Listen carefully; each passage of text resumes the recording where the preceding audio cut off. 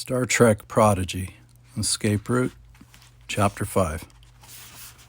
Yuichiri brought the crew into a dining room in the center of the pod core, where there were several mismatched tables crammed into the space. Chikara scurried around, laying out platters of food. There was a huge pot of soup and plate after plate of vegetables of all types, leafy, crunchy, even floury. One Chikara brought out a plate containing a single loaf of golden bread, which he set reverently down at the head of the largest table. "That's the last of the Asharan bread," Mkarja said with a dramatic lilt to her voice.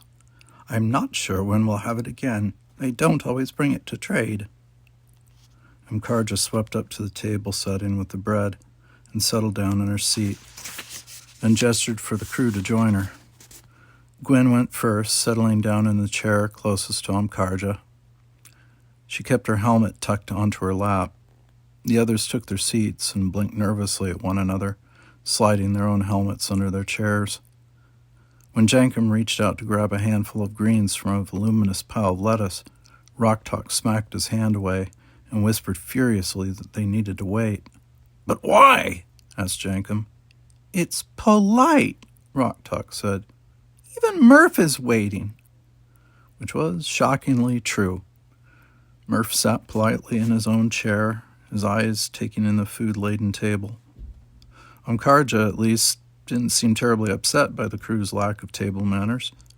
She gestured to one of the other Chikara, who brought her a knife, which she then used to slice the bread into 8 equal pieces. "Asharan bread is one of our finest delicacies," she said, holding up a piece. "It's baked every morning by the priests of the Ashari temple. If we bring them something valuable enough, they'll give us a loaf." "So you trade, soil for food?" Gwen said brightly. "Of course," Mkarja laughed. "We can't eat soil." Yuichiri tittered from his place at the other end of the table. "The only thing we can ever scavenge out of here is nasty old rations. And even then, very little," Mkarja said with a nod. "The Ashari built this station many centuries ago to collect salvage from the stars. However, they don't care for scavenging anymore, so they're more than happy to trade with us. We trade soil, and what we scavenge for food they grow in their greenhouse pods." "They also trade medicine," Yuichiri said, "and the atmosphere spheres, and anything else we need that we can't find on our own." "Exactly." And with that, Mkarja snapped her fingers, and several Chikara darted forward, gathered up the bread slices, and distributed them among everyone at the table, laying down a piece on the little plates at each place setting. The plates were all different styles, clearly scavenged like everything here. Gwen's was a small metal disc, but Dal beside her had a slab of polished wood.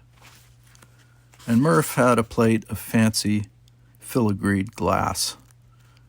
Mkarja lifted up her slice of bread, breathed in the scent, and took a big bite. "Perfect," she sighed. "Can I eat now?" Jankum muttered. Murph was way ahead of him. He'd already swallowed the bread and his pretty glass plate in one gulp. Mkarja let out a gasp of shock. "Did he just eat his plate?" she whispered. Every single member of the crew froze. Murph gave a tiny little burp. "He does that," Dal finally said. "He has a pretty strong stomach." "I would imagine so," Mkarja said, pulling off another hunk of her bread. "That was a Nilsson glass plate." Dal chuckled nervously. He had no idea what that meant, and from the faces of the rest of the crew, neither did they. "Nilsson is formed in the volcanic trenches of the human sea," offered Yuichiri. "It's quite safe in its solid state, but to eat it?" "Poison," Mkarja said, although she did not sound angry. If anything, she sounded intrigued. "It should kill your little friend there." Murph gurgled. "Oh, it won't," said Rocktalk. "He's swallowed explosive devices before." "And a protostar engine," Zero added. "Fascinating," said Mkarja. "Yuichiri, did you hear that?" "Yes, it sounds very promising," Yuichiri said. "Promising?" Dal frowned, looked over at Gwen to make sure she'd heard too. She just frowned and shrugged, her confusion evident.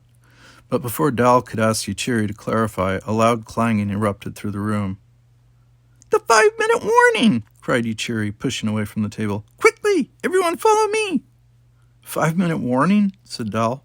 Warning for what? Neither Yuchiri nor Amkarja answered them. They were already scurrying between the tables, heading to a doorway set into the wall. The alarm clanged riotously. When Dal looked up, he saw hundreds of bells and tiny pieces of metal shimmying against each other in the crevice between the walls and the ceiling. "Hurry!" Yuchiri shouted over the alarm. "We need to get to the blast room!" Blast room? Dal and Gwen exchanged surprised glances. "Is this a warning system for the explosions?" Gwen asked as she pulled away from the table. She and the others wove through a dining room toward the doorway, which led into a small dark room. The yellow eyes of the Chikara blinked out. "Yes!" cried Yuchiri. "But you'll be safe in here. The blast rooms are triple reinforced." Gwen ducked into the room and pressed herself against the far wall as the others joined her. First Dal, then Rocktalk and Murph. Rocktalk had to hunch down so she didn't knock her head against the ceiling. Zero zipped inside right behind her. Jankum plodded in last, sulking a little. "Jankum missed the first explosion," he grumbled. "Why can't Jankum see this one?" Yuchiri slammed the door shut. The alarms muffled, and for a moment everyone inside was swallowed by darkness. Then, a half-second later, a pale, wavering light fluttered on. It was light from some kind of view screen set into the wall, overlooking the expanse of trash on the surface. "Since you're in the Podcore's primary blast room," Yuchiri said, "you'll be able to see it." "On that?" Jankum said. "Not the same." Yuchiri chittered a little. "Yes, this is much safer." He scurried up to the view screen and tapped something into the input system that was set into the wall. Text flowed over the image, a writing that no one in the crew, not even Gwen, recognized. "Oh dear," Yuchiri said. Some of the other Chikara in the room murmured softly in agreement. "There was a canister of Metreon gas on the surface," cried one of the Chikara. "How did we miss it?" "It must have been buried," said Yuchiri, tapping on the input device. New text appeared on the screen along with another view of the surface. "Our scanners can't pick up everything." Outside, the alarm stopped, plunging the room into silence. Rocktalk gathered Murph in her arms, holding him close. He nuzzled against her chest, trying to calm her. "It'll be all right," whispered Zero. "The Chikara seemed equipped to handle—" Suddenly, the entire room jolted. Everyone slammed sideways as an intense, rumbling vibration rolled up from the floor and the walls. Pale dust floated down from the ceiling. Rocktalk squeaked in fear. The view screen had completely whited out. Gwen had kept her eyes on it during the blast, and all she had seen was a strong, shimmery blur and then a flash of bright light like a solar flare. "Oh, it destroyed our cameras," Yuchiri said mournfully.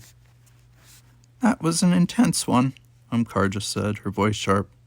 "It was so close to our containment field. How could the canister of Metreon gas have been lost in our sweeps?" "I told you, it must have been buried," answered Yuchiri. It was a relief for everyone in the crew to step out of the blast room, although especially so for Rocktalk, who let out a sigh of contentment as she straightened up her back. But she was the only one who felt any sort of relief. The others let out gasps of dismay at the sight of the food, which had been scattered all over the tables by the force of the blast. "The meal!" cried one of the Chikara. "That was worth at least 4 days' scavenge." "The canister should have been collected," Amkarja said angrily. "How could this oversight have happened?" Suddenly the alarm set off again. Dal and Gwen both tensed, and Dal found himself sweeping his gaze around until he found all members of his crew. "Another one?" Gwen said, looking to Yuchiri. "It shouldn't be!" cried Yuchiri.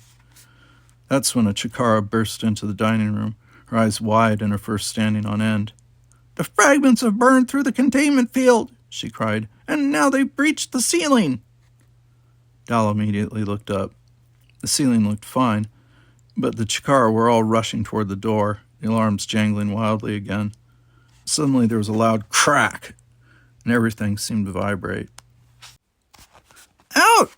Out!" shouted Ichiri as he corralled Dal and the others. Collect your helmets! We must evacuate before the pod collapses!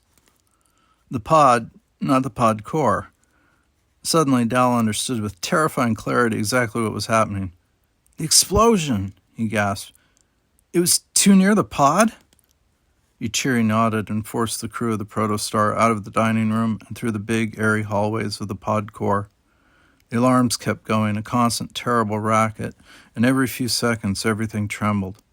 The walls of the pod core seemed to slant sideways. Is everyone okay? Dal shouted over his shoulder, taking stock of his crew.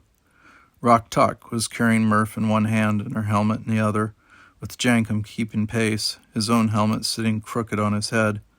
Zero was soaring overhead, and Gwen? Where's Gwen? Shouted Dal, whipping his head around. Here! She had bounded up ahead somehow and was helping to usher Chikara through the main door, her helmet fully in place. Dal wove his way up to her, and she took a deep breath, her eyes wide with fear. It's bad out there, she whispered. Dal peered over the heads of the Chikara to get a view of the pod outside. It was in chaos, all the Chikara streaming toward what appeared to be a pair of emergency exits, grabbing breathing apparatuses as they did. The space was filled with dense white smoke. He slid his helmet back into place. What's happening? Rock-Talk skittered to a stop beside Dal and Gwen and turned her gaze out to the pod. She gasped, shuddering backward. It's collapsing, she cried, scrambling to suit up. Worse than that, Jankum said grimly. He pointed to the ceiling of the pod, where a ring of orange heat was growing bigger and bigger. Screams of terror rose up from the fleeing Chikara, and a glowing lump of debris slammed out of the pod ceiling. The Chikara dispersed as if their movements were choreographed, and the debris landed with that loud, vibratory crack. A shuddering quake ripped up from the floor, nearly knocking Rock-Talk off her feet. When she stumbled backward, Murph went soaring in a wide arc over the heads of the evacuating Chikara. Murph! Rock-Talk shouted. Murph landed with a plop on the dusty floor of the pod, then, to everyone's astonishment, surged toward the molten hunk of debris smoldering in the center of the ground. What is he doing? Mkarja had come up at the end of the evacuation line, and now she paused in the doorway, watching with astonishment as Murph crawled through the dust. Is he going toward the fragment? Looks like it, Dal said. How can you be so calm? Mkarja asked. Isn't he your friend? That fragment is saturated with Metreon particles. Anyone who gets within 3 feet of it will suffer intense radiation burns. Murph will be okay, Dal said.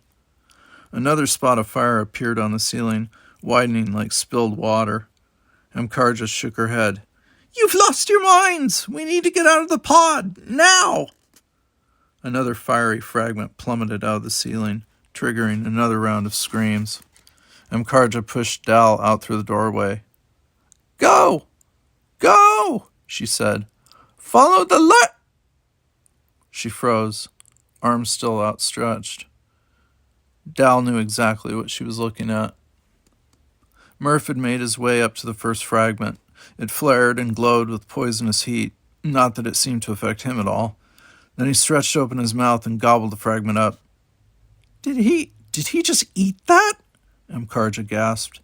It's what he does, said Rock-Talk. Murph made his way over to the next toxic fragment and swallowed it whole. When he gulped it down, he looked over at the crew and let out a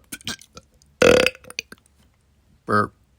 Then he moved to the next piece, one that was already starting to cool. By this point, he had caught the attention of the other Chikara, who pressed tightly together, whispering softly in shock as Murph methodically ate the fragments. That can't be possible, Mkarja gasped. What is he? He's Murph, Rock-Talk said. Piece by piece, Murph devoured every single one of the fragments that had burned their way into the pod. By the time he'd finished, the alarms had stopped jangling, and the evacuation had halted. Everyone was too busy watching Murph heroically eat the poisonous debris. When he swallowed up the last one, cheers went up from the Chikara, and they broke into a jaunty, jangly song that, as far as Dal could tell, was hailing Murph as a hero. Murph, though, only walked through the adoring Chikara to join the rest of the crew, who at this point were watching the proceedings from the side of the pod core. Amkarja had explained that the pod wasn't in danger of collapsing, nor was a lack of oxygen an issue. The containment fields were self-repairing, apparently. Some sort of Ashari nanotechnology, but even with a repaired containment field, the fragments were an immense threat, as they poisoned the space and made it unlivable. But when your charming little friend here ate the fragments, he neutralized the threat, she said brightly. So there's no need to evacuate. Murph came up to the group and beamed at them, his eyes glittering.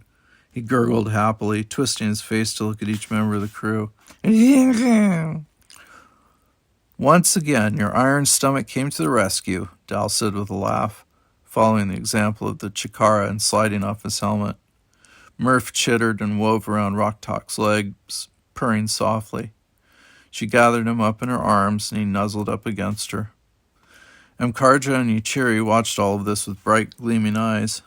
When it was clear that Murph wasn't any kind of threat, even with the poisonous fragments in his belly, Amkarja nodded at Yuchiri. He stepped forward and cleared his throat. The great Amkarja would like to speak with all of you, he said, his fur still dusty from the crumbling ceiling. She has a proposition. Chapter 6. The crew of the Protostar found themselves gathered in a meeting room somewhere in the depths of the pod core. A huge, gleaming table sat in the center of the room, with a massive chair at its head. The chair had clearly been built out of scraps like everything here, at least 5 different metals molded into an intricate, lacy design. The crew had been seated around the table, and they exchanged nervous glances with one another. Yuchiri had long since vanished. What proposition do you think Amkarja is going to make? Gwen asked. She toyed with her heirloom.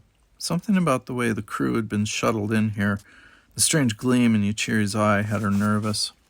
I wouldn't worry, Dal said, leaning in his chair. It tipped backward, threatening to fall. It's not like we have anything they really want, right? Gwen's gaze fell on Murph, who sat on a wobbly little stool across the table. The way Yuchiri had been looking at him after he swallowed up the fiery fragments, that had her very nervous.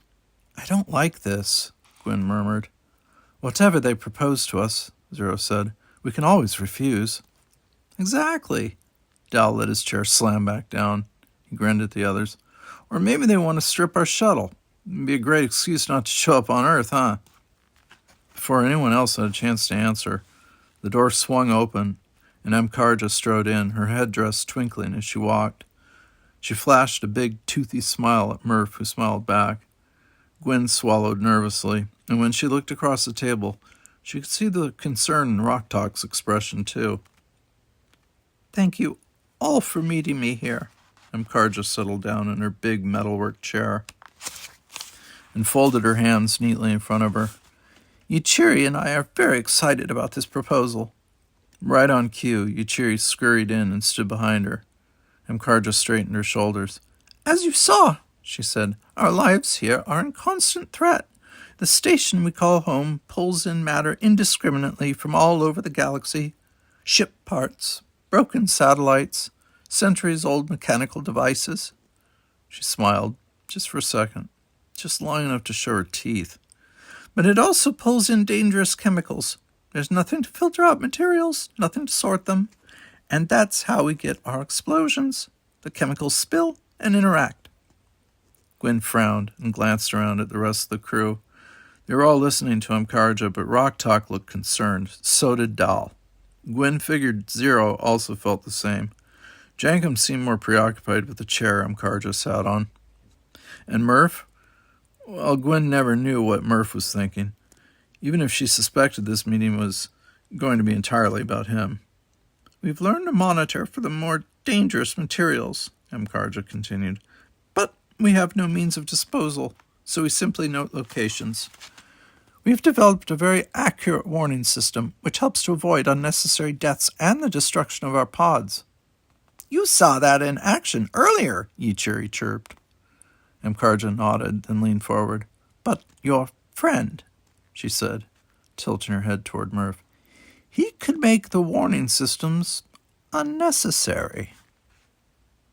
Her words settled over the crew like a blanket. No one spoke. Murph straightened up on his stool, looking at Amkarja with concern. It was Rock Talk who spoke first, though.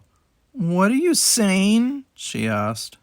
I think it's obvious, my dear. Amkarja smiled sweetly. Whatever else that creature is, he's the obvious answer to our problems here. We have no means of disposal. She thumped the table with her hands as she said that last sentence, repeating it from earlier. A fact that has always plagued us. Your friend can be that means of disposal. Murph let out a noise of surprise and swiveled his head, looking at the others, but they were all focused on Amkarja, who pressed on with her proposition. We would like to invite... What's his name again? Murph, Rock Talk said. Yes, of course. Amkarja leaned over and whispered something to Ichiri, who nodded and scurried out of the room. Amkarja smiled out at the crew. We'd like to invite Murph to live with us, to become one of the Chikara. Gwen had known this was coming, but somehow hearing Amkarja say it out loud made her stomach twist up. He could live in the pods, and whenever we find a new combustible material, he could simply eat it. Amkarja continued. What he did with fragments earlier was astonishing. They were objects of death. If Murph hadn't acted as he did, this entire pod would have had to be abandoned. All our scavenging would have been lost. We would have been forced to live out on the surface until a new pod could be prepared. And yet here we are, sitting in the pod core with no risk to our safety. She smiled, wide and dazzling, and fixed her gaze on Murph. You are a hero, Murph, she said to him. You saved our home. Rock Talk had been listening to Amkarja's speech with increasing suspicion. She had been afraid that Amkarja's proposal would involve Murph and his iron stomach, but hearing Amkarja saying it aloud, saying that Murph should stay, gave Rock Talk a sick feeling in her gut that she did not like. But at the same time, she knew that Amkarja was right. Murph had saved the Chikara home. He saved all people who lived in that home, too. And when she glanced over at Murph, she found him smiling a little, his eyes bright. He was proud of what he'd done, and why shouldn't he be? He was a hero. Amkarja wasn't wrong about that. So what's your proposal? Gwen asked. That Murph stay with you? Of course, Amkarja said. In return, we'll replace your broken shuttlecraft engine with one that will allow it to go at warp 6. She was interrupted by a round of gasps, most of them coming from Jankum. Warp 6, he cried. Forget repairing the engine with the crystalline wires. We could land on Earth in a week. Amkarja smiled. I do not know what Earth is, she said, but I'll take your word for it. Jankum turned to Dal. Seems like a fair trade, he said. Jankum knows that he doesn't want to be stuck on that shuttlecraft for another month. But Murph is part of our crew, Zero interjected. We can't simply abandon him. Abandon? Cried Amkarja. You aren't stranding him on some barren moon. He would live with us as a treasured member of our society. He'd have everything in the galaxy to eat, not to mention shelter, community. The crew fell silent. Murph sat on his stool, his eyes wide. He swiveled his head, taking in the faces of his friends, gurgled softly. Is that an agreement? Amkarja said brightly. There's no way to know, Zero said. Murph's language isn't recognized by our translators. Murph mewled and fidgeted in his seat, making the stool spin back and forth. Rock Talk listened to all this, heart growing heavier and heavier. As much as she hated to admit it, Amkarja's words made sense.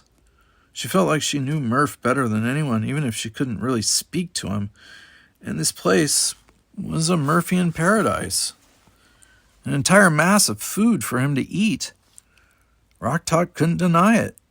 She doubted Murph could either. And so, even though the words felt like knives in her throat, she still said them. Murph, I think you should do it. You should stay. Murph made a gargled sound of surprise and whipped his head over to her, staring at her with a wide-open mouth. The rest of the crew were all gaping at her, too. Rock? Gwen said, faintly disbelieving. Are you sure? I mean it. Rock Talk's voice was strained, and she hoped the others couldn't tell how upset she was. This place, it feels perfect for you. I mean, you could eat pretty much anything you want here. She smiled, even though it hurt her heart. It's not like on the Protostar, where some stuff was off limits. Murph made a frantic, miserable noise, but Rock Talk pushed on. And the Chikara need you, she said. You can help them. On Earth, none of us is going to be able to help anyone. Hey, Jankum said. Rock Talk ignored him, keeping her gaze fixed on Murph, who was still mewling sadly. I know it's hard to say goodbye, she continued, as Murph's whimpers grew louder. She had to get it all out before she changed her mind and gathered up Murph in her arms and ran off with him back to the shuttle.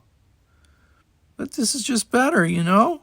She laughed a little. The rest of us, we're just going to get in trouble. We'll probably go to jail. But if you stay here, you'll get treated like royalty.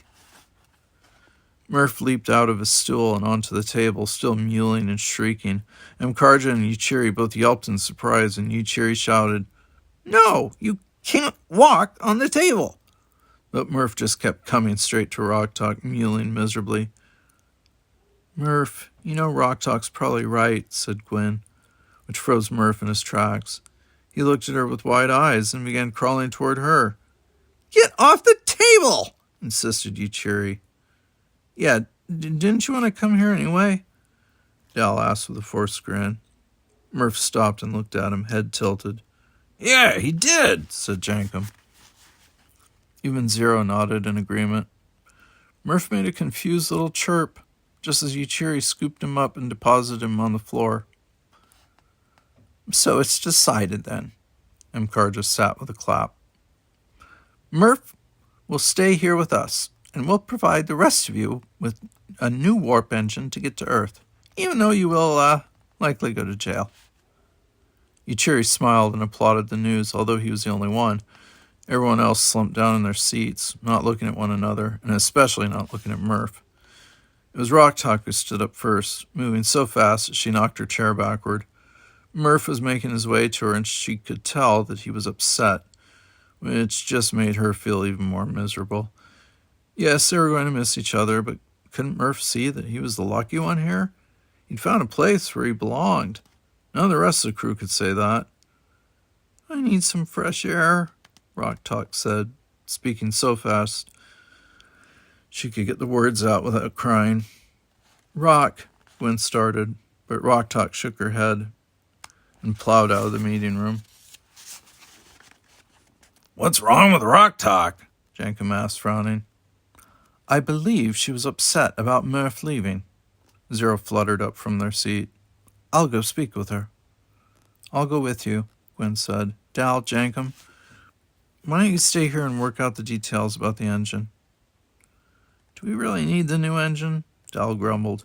Just let Jankum fix the one we have. It's not like we want to get to Earth any faster. It was part of our arrangement, Yuchiri said. Dal sighed, watching as Gwen and Zero slipped out of the meeting room, following after Rock Talk. Zero and Gwen found Rock Talk just outside the entrance to the pod. She was sitting on a pile of some fluffy white substance that made her look, from a distance, as if she were drifting on a cloud. But up close, both Zero and Gwen could immediately tell just how upset she was. Inside the helmet, her eyes were glassy with tears, and she had picked up a sheet of cardboard from the trash pile and was slowly tearing it into smaller and smaller pieces. Hey, Rock, Gwen said cautiously, her voice echoing back to her through the comms. What do you want? Rock Talk snapped back. We wanted to check on you. Zero zipped over to her and settled down on the fluffy fiber. I'm fine. Rock Talk shredded off another piece of cardboard. It was starting to pile up in her lap. You don't seem fine. Gwen lowered herself down on the other side of Rock Talk, let out a loud, exasperated sigh. Well, I am. Rock Talk flung the cardboard strips out in front of her, and they flashed in the pink light like confetti. She stood up and stalked away from both her friends, her hands curled up tightly at her side. She understood that they were just trying to help, to be kind, but right now she didn't want to talk to anyone. Not when Murph was staying on this drifting ball of trash and not traveling to Earth with the rest of them. I never should have suggested he stay, Rock Talk thought, squeezing her fists tighter. But she also believed everything she had said in the Chikaran meeting room. This place was better for Murph, much better than whatever waited for them on Earth. So why did it have to hurt so badly? Rock, Zero said a little hesitantly, and Rock Talk closed her eyes at the sound of their voice. I'm fine, she said. Maybe I just wanted to be alone. Did you think of that, huh? She whirled around in time to see the stunned expression on Gwen's face and the ripple of color across Zero's faceplate.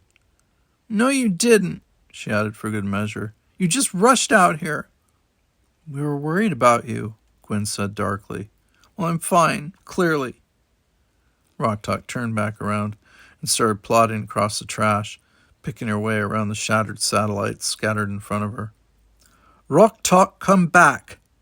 Zero's voice buzzed through her suit's comm system, but Rock Talk kept walking and spoke in a low, soft voice. I want to be left alone, okay? Are you sure that's a good idea?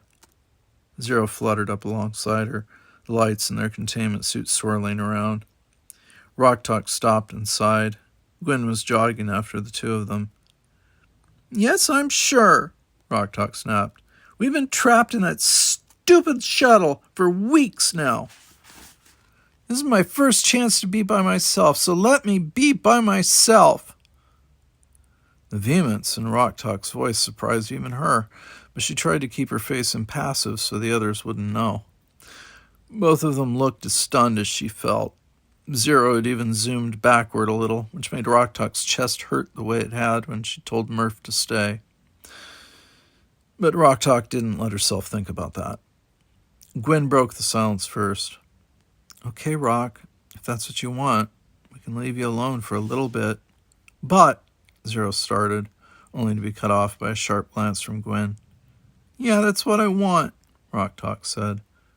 Just be careful about those explosions, Gwen added. Rock Talk rolled her eyes.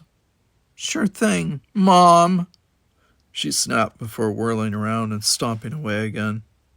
This time, neither Zero nor Gwen made any attempt to follow.